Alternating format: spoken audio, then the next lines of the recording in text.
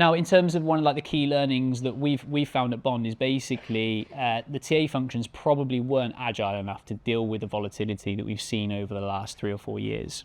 So one of the key things of building a future-ready TA function is having something that's agile and flexible.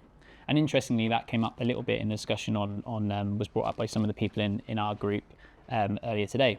So this graph here on the right illustrates that kind of like how do you build something that's got more agility and volatility in it. So the green line here represents hiring demand.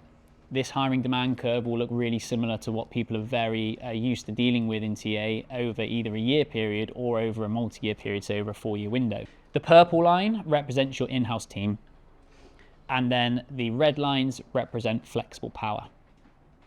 So at Bond, what we talk about in terms of a future-ready TA function, something that will work moving forward, is basically fixing your in-house team at the bottom of the demand curve.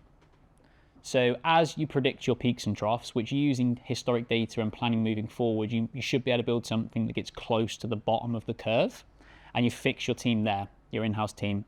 Now, what this in-house team should be is small but incredibly powerful, and they're working on long-term activated channels.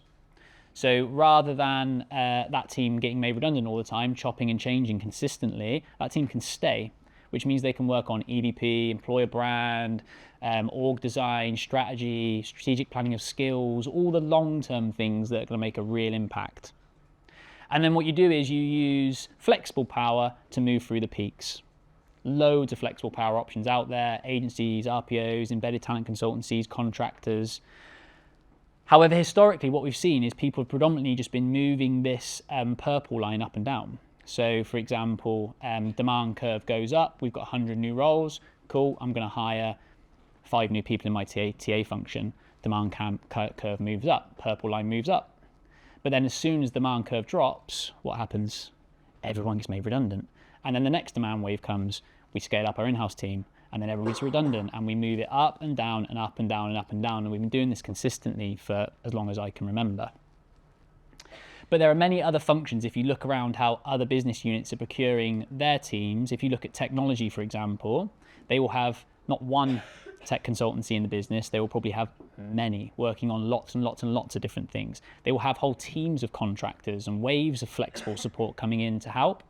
So there are many other business functions that are using this type of methodology to deliver digital transformation, lots of change projects, and they're pulling on everything they can to make sure their function's agile, is flexible, and it can deliver without having these huge FTE teams and then having to cut them and up and down and up and down.